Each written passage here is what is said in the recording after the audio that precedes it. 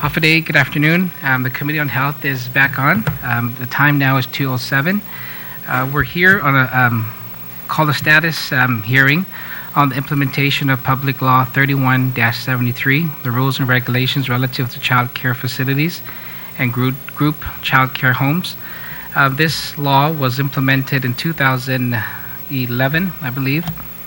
And so since the implementation of this law, the committee would like to receive an update from the department as to any challenges or any concerns that they may be experiencing in implementing this law. This law was passed after nearly, I believe, 30 years of it not being amended or revised. And so it was a milestone in working with the department and the stakeholders involved to make these changes. And so it's very important that the public is kept apprised of whatever challenges or any issues that may have arisen. So we have the director, Mr. Gillen, who's here, and you also have your staff and any of the staff who wishes to provide any information as well to the committee. You're welcome to do so. Okay, Mr. Gillen.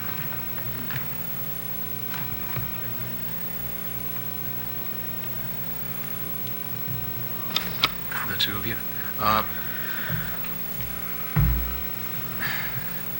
We gave you two documents. One basically is just informational on the child care development program overall.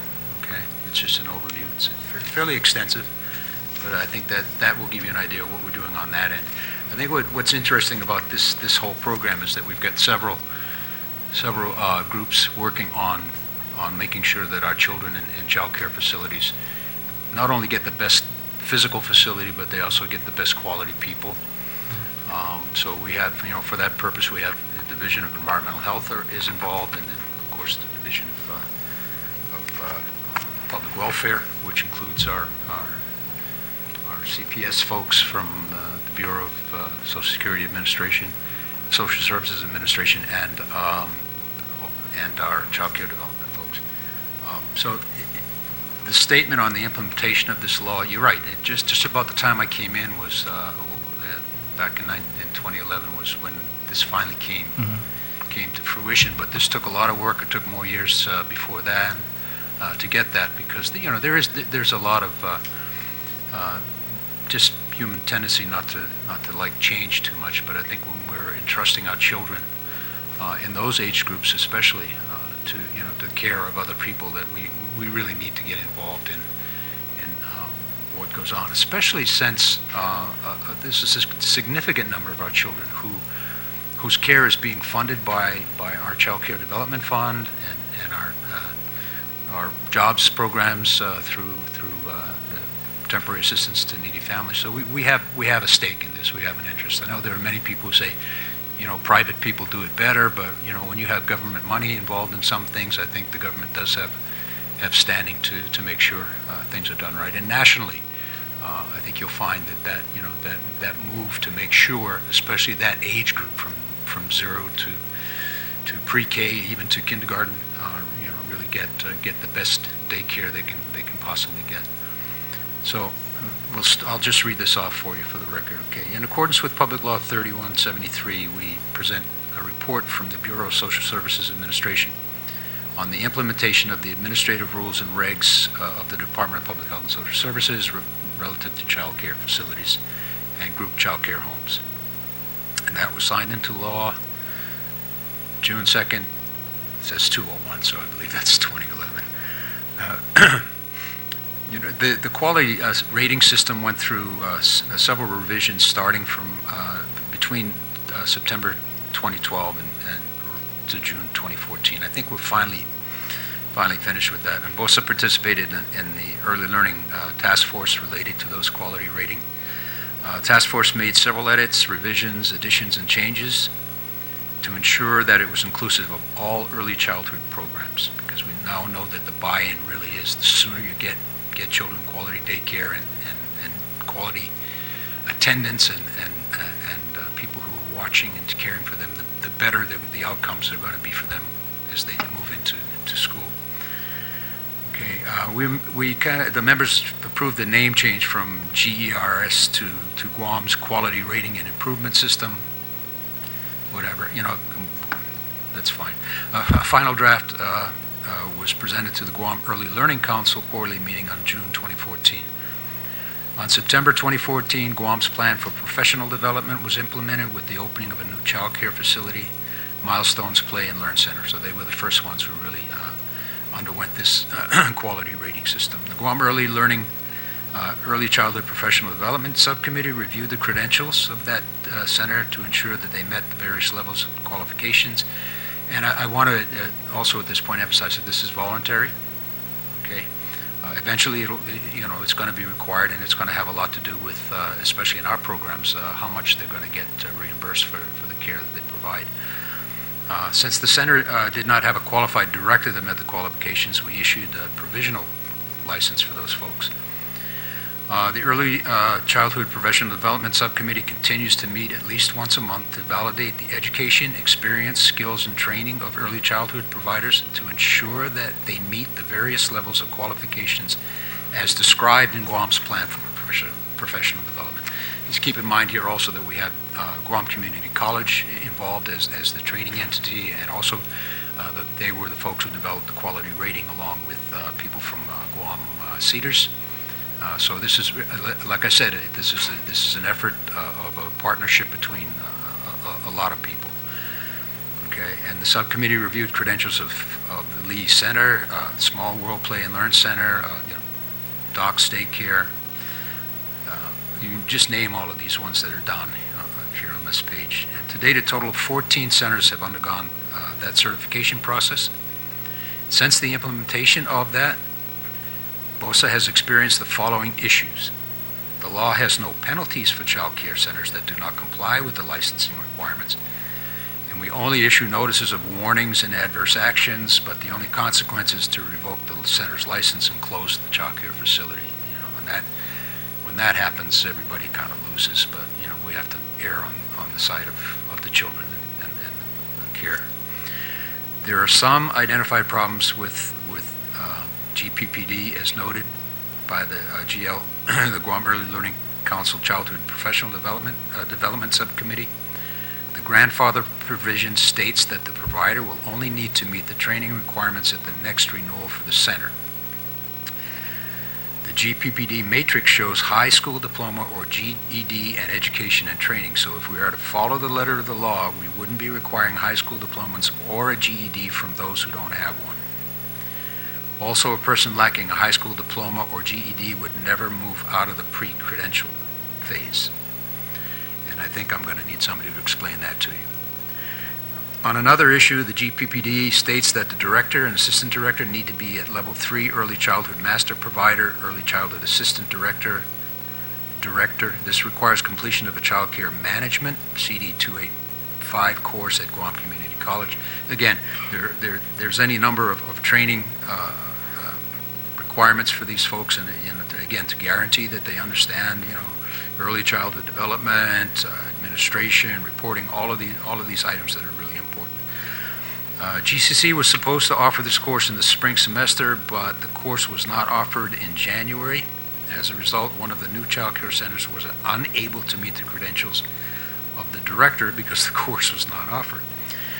The next course will be offered in August. This course should be offered every semester. If the course is not offered on a regular basis, child care centers may have difficulty meeting the requirements for a qualified director as outlined by the GPPD. GPPD is not clear on whether the child care management course must be offered from GCC or if a similar course at another institution would suffice. My opinion is if it's available anywhere and it's credentialed, we ought to make it available. The provider's going to pay for it. That's not our problem unless we're subsidizing some of this through our child care development programs. And GCC is a fairly large contractor for us in terms of the dollars that they get. And I have a little bit of difficulty trying to figure out why they can't conduct a course every semester. I mean, we finally got around this problem with GEDs where they had to go to GCC for a GED, and that was only available on a semester basis.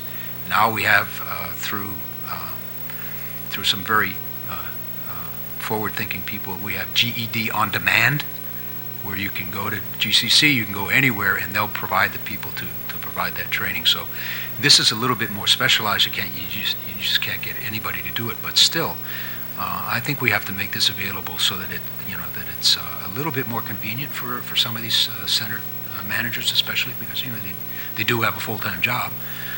So I think one of the things we would look at is seeing where else we can find this training. Okay, all the proceeds from the fees and fines collected for licensed child care facilities and group care homes are deposited into the revolving fund. The funds are solely to support the activities of the Division of Public Welfare, to include, but not limited to, recruitment of child care licensing staff, professional development, training, technical assistance, and tuition assistance for child care professionals and licensing staff, and quality care and education of children. Unexpended funds are allowed to be carried over to the next fiscal year. From July 11th, 2011 to February 2015, there were no expenditures from the Child Care Revolving Fund. Total funds collected are $21,080. And I think probably we need to look at the technicality there that says it's allowed to be carried over for 1 year. We've got 4 years worth of funds here. We probably have to come to you to allow us to carry that forward. I think a lot of if we do have problems, it is making the training available on a as easy as possible basis. Through our Child Care Development Fund, we have a certain amount of money that's earmarked for training, for assisting daycare centers in terms of getting them equipment and things that the children can use to learn with. We spend quite a bit of money on that. So there is a lot of federal 100% funded money that's available to help these centers grow in terms of their expertise and their ability to provide good quality care for the children. We have another problem in the regulations. There were also requirements for us for playground equipment and the safety around that, and we were supposed to, I think, within 120 days, Tom, to have established regulations, and they were referenced to the Consumer Product Safety booklet on playground equipment and safety, and we had a little difficulty trying to understand why we would take the booklet and turn it into regulatory language, and we're still having some difficulty with that. What we do basically is we make sure that the playground equipment is secure.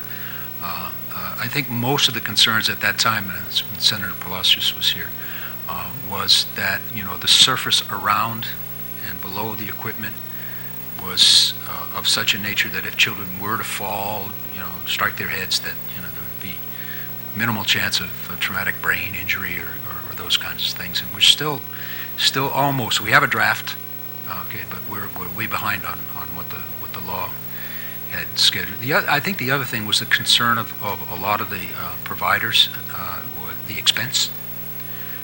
And we were trying to look at local alternatives to see if there was anything we could do to provide cushioning. And so far, we haven't been very lucky with that. And we would ask anybody if they've got any ideas about how we can do that, because it is an expensive proposition for these folks. I guess we could probably spend some time with or spend some money from our earmarked funds maybe to do that. But there's a point sometimes where you just have to say to licensees, you're in the business. You're in the business to make a little bit of money. Maybe it's worthwhile investing in some of these things. But I know at the time there was some concern, some very strong concern stated at that last hearing before the law was passed. So that's where we are at with that. Thank you very much, Mr. Gillen. So just going back to the challenges, right? On the first one, the law has no penalties for child care centers. If maybe you can help me at least understand a little bit more what is needed to be done here. Well, Again, if we just pull the license because they're not complying, that really doesn't help. There are minimal fines, but I think not enough to get people to really seriously comply with what we need to do. And I don't have the specifics. Anybody step up here? Tell me about that.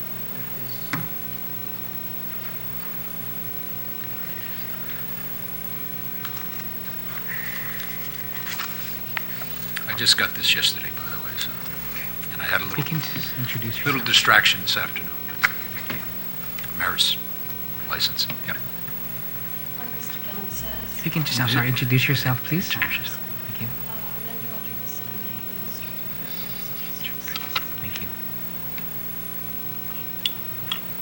Okay, if you do that again, just for the record, please. Right. Linda Rodriguez from the Bureau of Social Services Administration.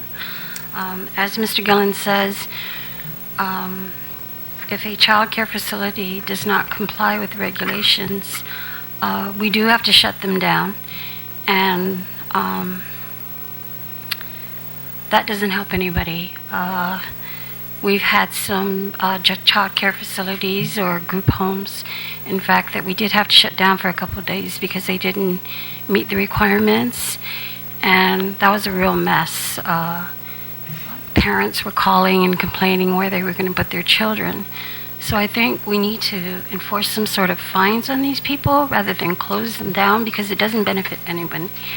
It doesn't benefit the directors. It doesn't benefit the parents, and of course, the children. So that's a big issue. You say now, so the rules, the law only authorizes you to issue notices, right, and warnings? Adverse actions, and then, of But course... so I guess the ones that you had to pull their licenses for a few days, it exceeded just a warning, yes. right? Okay, Yes. so if you can provide us what, what the guidelines would be, you think, for, the penalty should be, so that we don't, you don't have to resort to only just revoking or shutting them down. Perhaps give us a guidance on how, we should approach that, and then we can move forward from there. Okay, probably impose some sort of fine on them, maybe give them a certain deadline when to meet that requirement, and I guess that's Yeah, it. and we'll give you time to develop Yeah. that, and then just give it to us at a later time. All right. And you can sit down and be able to come up with something. Okay. I think, Senator, sometimes when we get involved in things like fines, there's always that administrative process that you have to go through, and they can request for a hearing and all of these kind of things. So, but in the meantime, they'll still stay open, and they'll still be violating whatever they violate. And I know sometimes Tom's people find, some physical plant violations, and our folks look at, our BOSA folks look at whether everything in there is child friendly, it makes sense for children to use, just think like being able to reach the wash basin, the toilets, all those kind of things. And you have such a demand for child care, that it really does cause a problem when we say, look, there's a safety or health issue here, we have to close you. And that leaves a lot of parents, working parents, who have to figure out a way to get things taken care of for their children. So there's no easy fix for this, except to maybe tell child care providers, look, I really don't know what the solution is, because I think a lot of them will tell you they don't charge enough to make it worth all of going through all of this hassle. We know that people who are working, they're right at the margin, and they can't really afford much more. I think the assistance that we get through our Child Care Development Fund for the folks that are on our programs, they get very, very nice benefits in terms of the allowance for child care. But if you're not in our program, it's difficult. I have a working daughter who pays for child care, and it's tough. So and I don't know how much what do they call it, elasticity there is in the budget of people to be able to take care of their child care. Then the old way of putting them at grandma and grandpa's was probably a good idea at the time, but when we're starting to talk about, development of children and their brains and all that kind of stuff, that maybe that's not good, because we've really taken a real hard look at the so-called family care providers, to see really what these children, what experiences these children have, and if it's in front of the TV all day, it's just not. It's not a good thing. But I don't know, because there'll be another group of folks who say, well, who are you? You're the nanny state again. You're telling us how to raise our children. But we know the science is there. Okay, if you get to them right from birth to before they're getting ready for school, that you get them stimulated in some kind of training and education, they're going to do very well. If we don't get them, and we've talked about this many times, if we don't get them all able to read and write and do it right at a third grade level when they're in the third grade, 70% of those kids are going to be in jail. It's incredible how that statistic relates to incarcerations, but it's there. So I invite anybody. Maybe this is a good round table this time, but we don't have a lot of people around. But it really is a time, I think, again, to maybe open up some kind of forum, again, to talk about how we're going to deal with these kind of things, especially enforcing the regulations, so that they don't really close people, but gives them the idea that, when you run these facilities, you really have to comply. Do you have like these forums with the providers now, or any outreach? Do you have that ongoing? I'm sorry, can you repeat the question? Do you have any outreach or any forums where you invite them, where you go out to them and discuss some of these things with them? Yes. Yes. Yeah, please, anyone. Oh, yes. In fact, we BOSA had like a meeting in September last year where we invited all the directors to discuss the new requirements of the GPPD, and we had an excellent turnout. I think all the centers showed up except for 2 people, and then we were going to have another one in January, but unfortunately that one didn't happen because we had a low attendance on that. Okay. So, you have that, and then just like the director said, we could do something later on that would just continue the discussions, right? Because we had a lot of this before we implemented this, and even after, there was all these concerns. But I really thank you for getting us this far, and this far into it, where we're 4 years into it, and we're seeing some challenge, but I think these are challenges that we can overcome. So, I would encourage you to still continue to have those types of forums and dialogue with your providers. The second issue was if you can help me understand again, the grandfather provision, where you say we're requiring a high school diploma or GED, but then they don't have one, right? So. I would really like the expert to come up here and join me. She's part of that subcommittee, and she will explain it. Thank you. Explain it to you. You can stay. You can.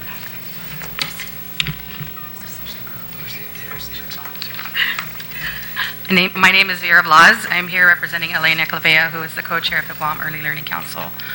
I do sit on the Early Childhood Professional Development Subcommittee under the Early Learning Council that reviews all the professional development documents for all the child care providers.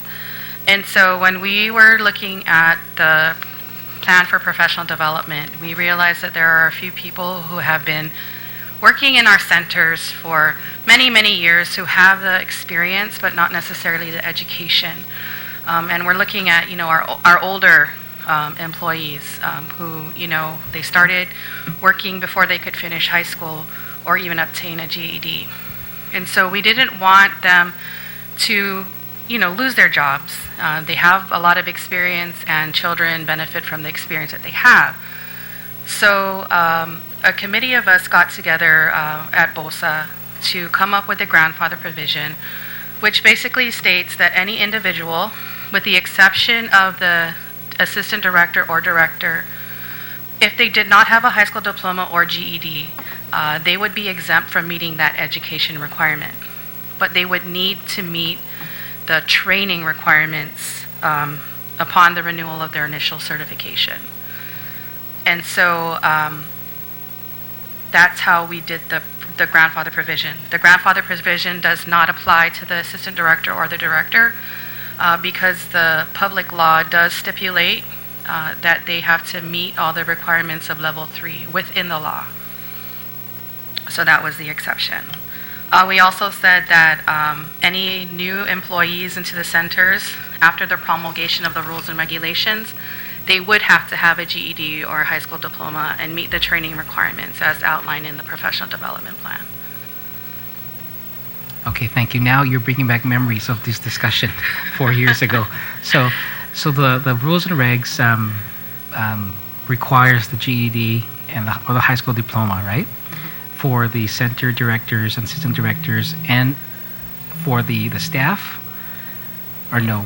Or was there a waiver? Because you're talking about the development plan, Professional right? development plan. Yeah. So the GED or high school diploma is required of any employees that were hired after the promulgation of the rules and regulations. The GPPD, which is our acronym for the Guam's Plan for Professional Development, didn't come into play until a few years after the law was passed. September, I believe. And it had to go through the AAA process and was held up twice because we had to do an economic impact analysis. And so it took a little while longer for the GPPD to come into effect. And so we couldn't, put a date in here that said after June 2011, those people who were hired to work in the centers had to meet all the training and education requirements. So that's why we had just said, after the promulgation of the rules and regulations, with the GPPD, with that whole process for the GPPD, that they had to meet all the education and training requirements. So let's say a child care center is opening now. Since it's a new center, they would have to meet all the training requirements, all the educational requirements as outlined in the law and the PD plan. If they have employees who have worked previously in other centers and are within the 30-day window, because we also, as part of the grandfather provision, give a 30-day window between employment. So if they stop working at one center and are still within the 30 days, can be hired by another center without having to meet the education requirements if they were grandfathered. So they were already working there prior to this going into play. Okay. And Senator Ogden, you can join in any time if you have any questions. So, is there anything particular, because it's listed as a potential challenge, or it's an issue? What do we need to do, if anything? I think and this is just my personal Sure. opinion, I think it boils down to, we did have a request from one of the centers that we come into their center to go over the GPPD and the requirements of the law, because there was some, some of their staff didn't want to go through training, right, as required by their employer. And they wanted it to come from somebody else other than themselves. And so we went through the PD plan, all the requirements that they needed to make sure they had. And, so now they understand that, it's not their director who is making them go through all this training and having all their documents together. It's actually the law Requirement. that they have to, meet all these requirements.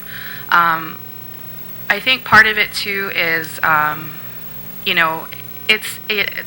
to go through training, additional education. For some people, it's not something that they want to do. At some point, you don't want to sit down in a classroom, read a bunch of articles and write a paper, because, at the end of the day, you've been taking care of children for 8-10 hours, and the last thing you want to do is sit in a classroom.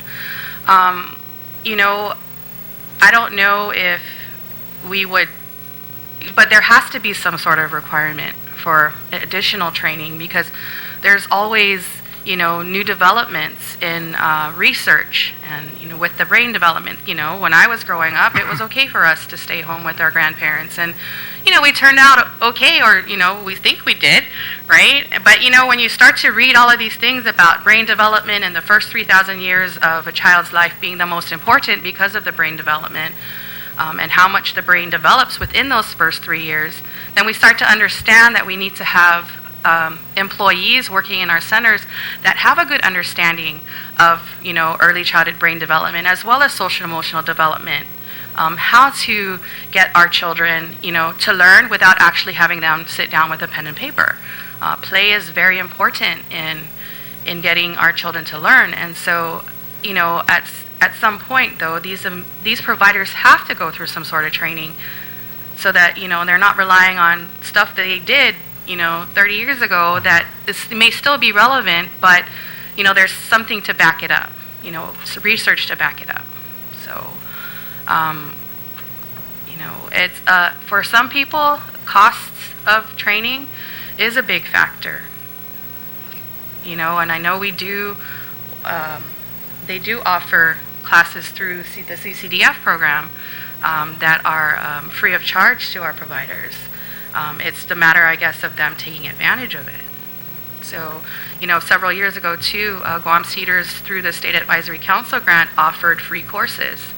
And we made that available to all the child care centers and all the providers. And we didn't place a limit on how many providers could come from each center. And it was free of charge. But it was a matter of coming in to class on a Saturday.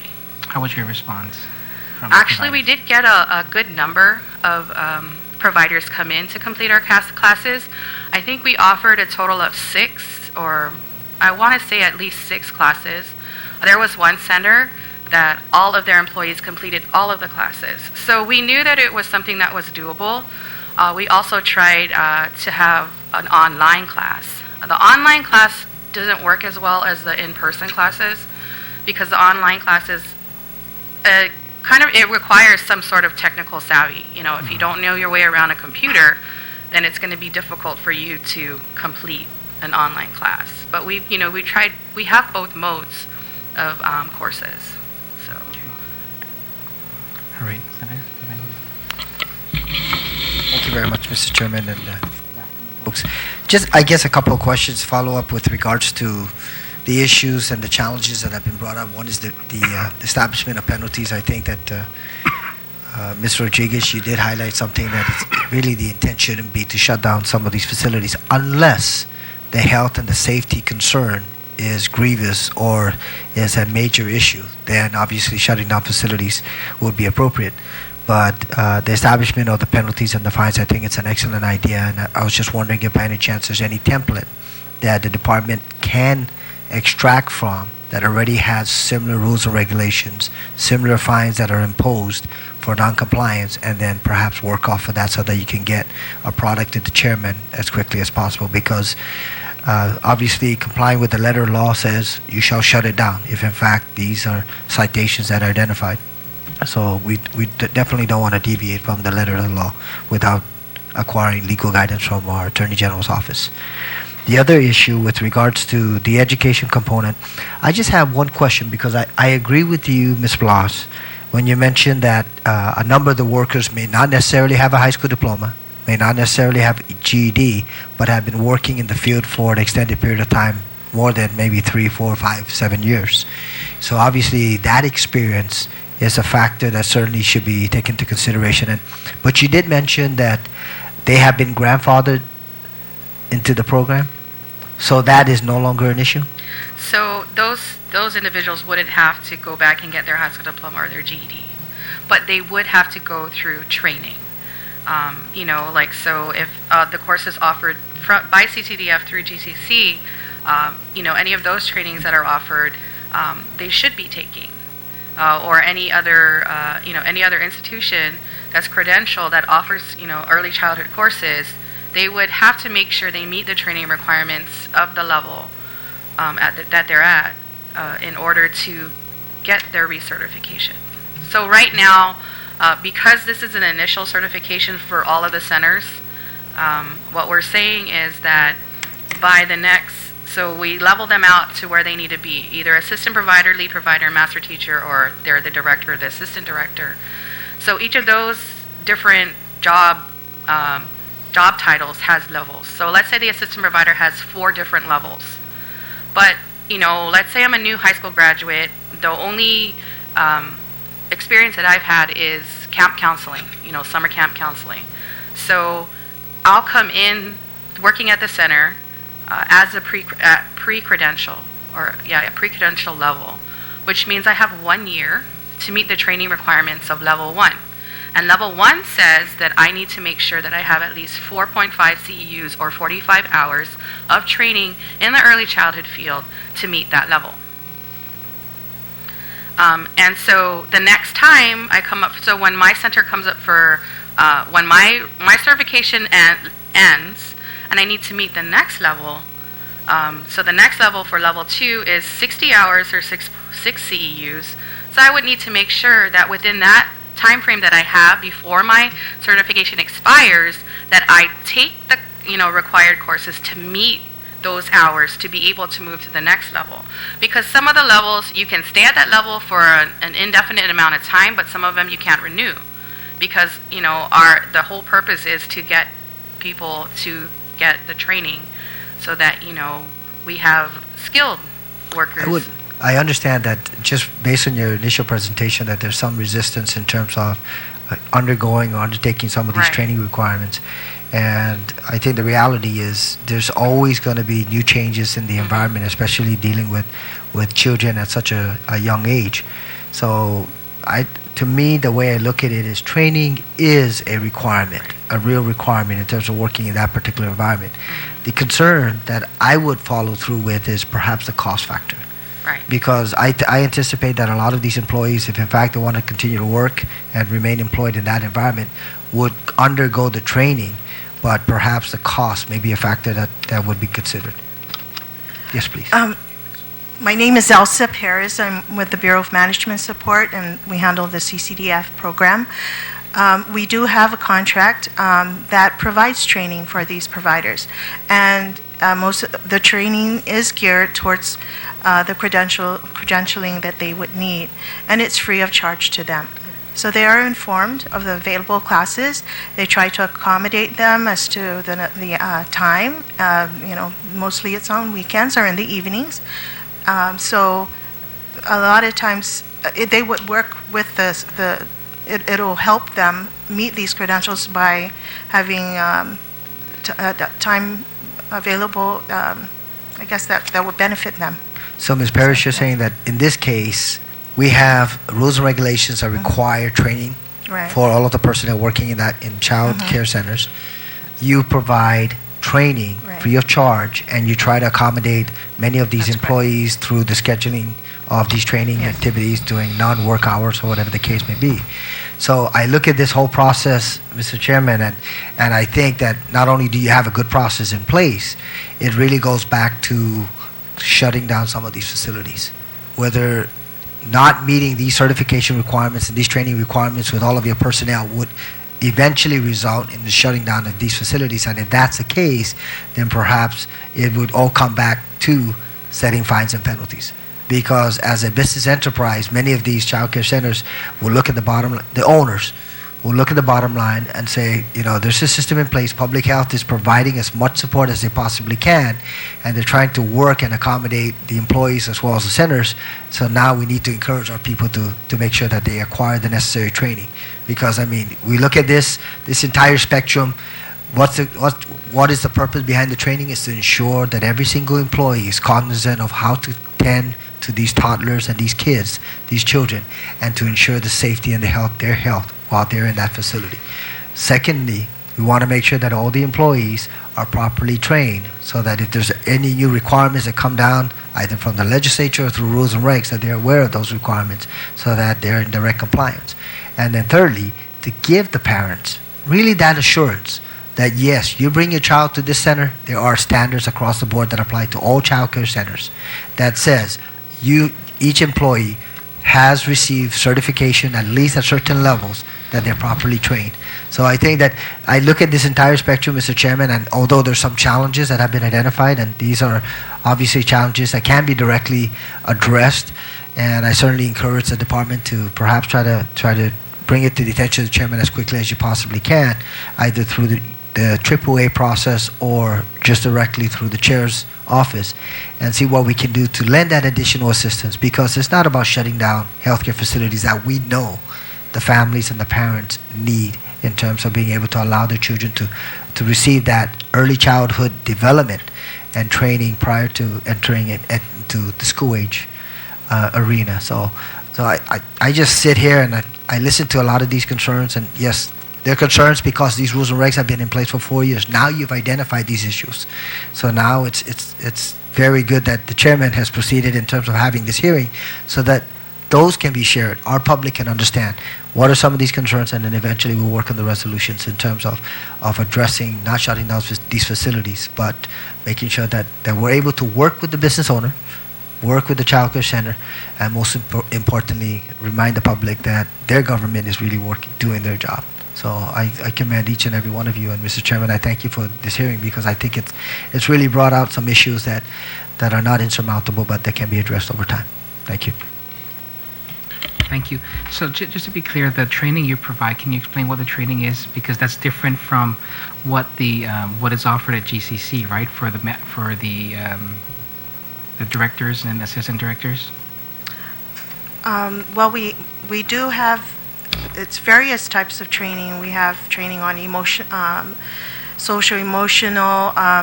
We have a whole list of things that are required for them. Some are offer CEUs. We also have, because we're working towards quality rating improvement system, we have training geared towards that, like the ECHRs and the ITERs. I'm sorry.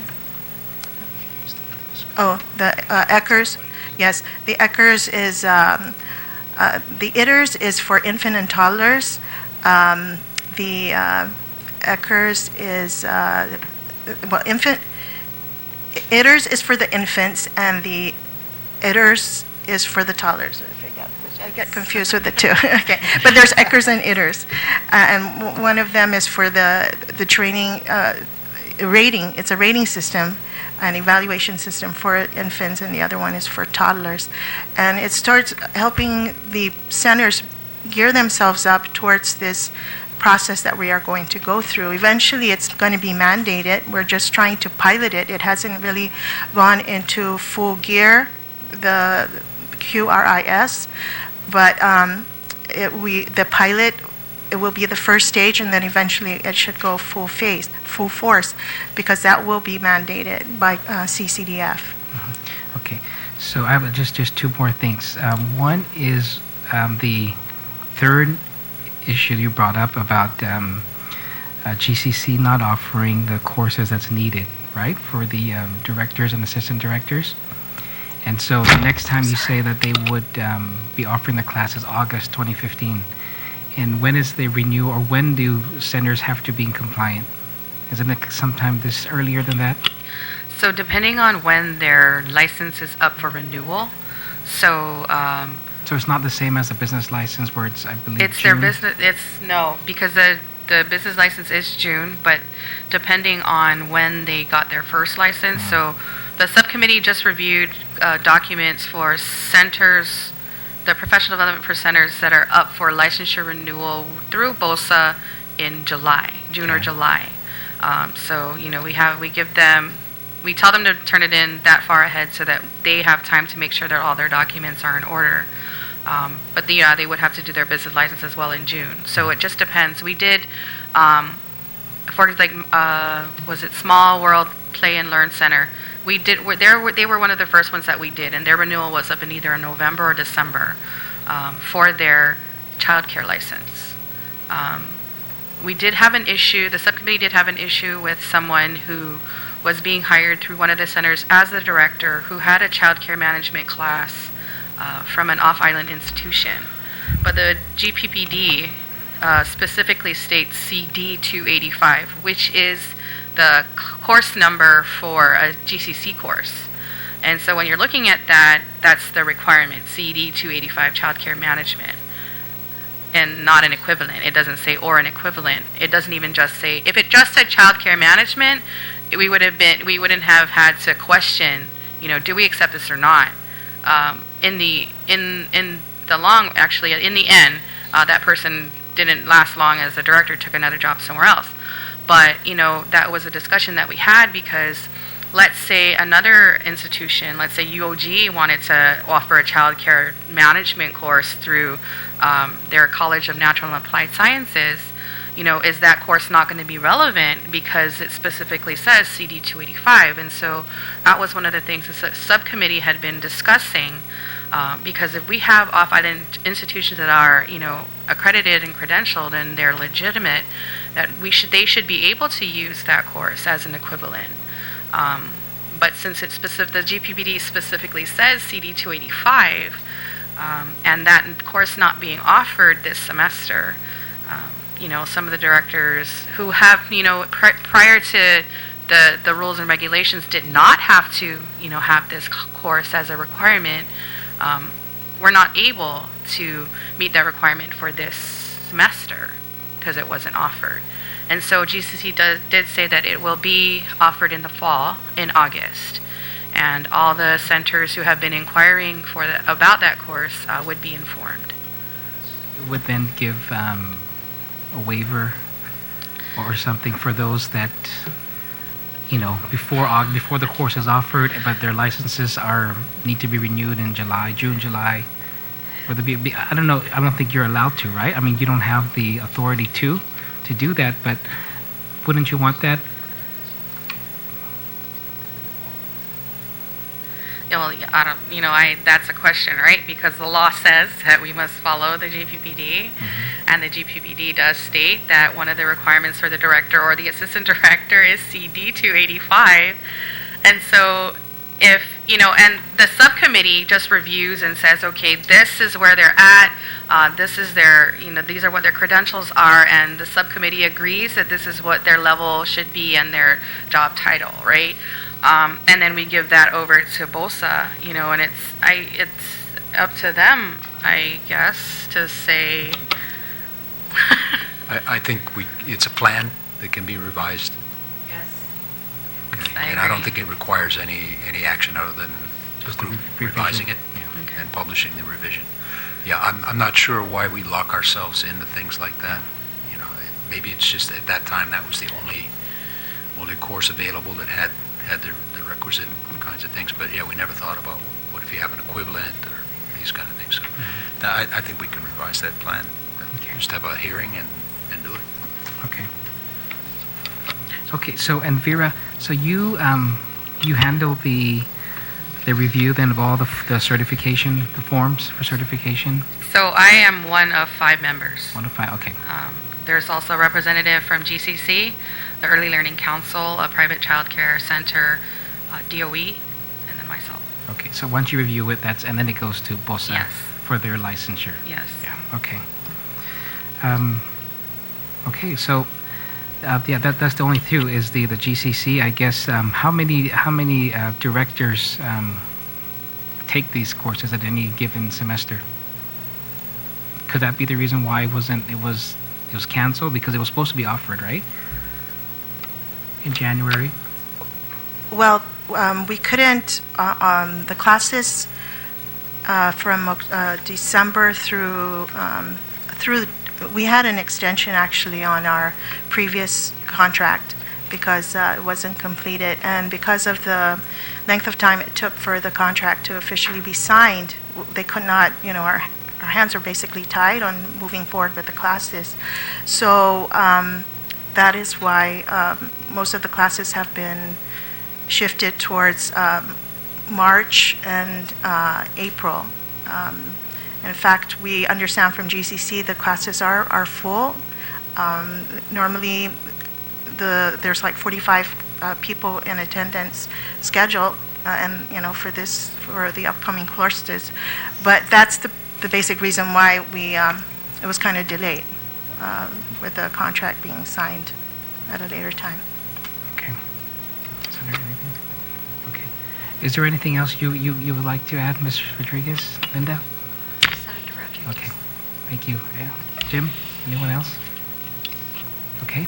Vera, thank you, and Elsa and all of you for being here. Just like we've discussed, if there's anything specific, especially with the with the three challenge, especially with the penalties. We don't like to really, be too punitive, right? But we have to put things in place that would give you the flexibility instead of shutting down a center, to have some, flexibility to, have a warning, but with teeth, right? So I would recommend that you provide that to us so that we can make those changes in the rules and regulation, and you don't have to go through that AAA process to make it happen. Okay? Great. Thank you very much. The committee is in recess till 5:30 this afternoon.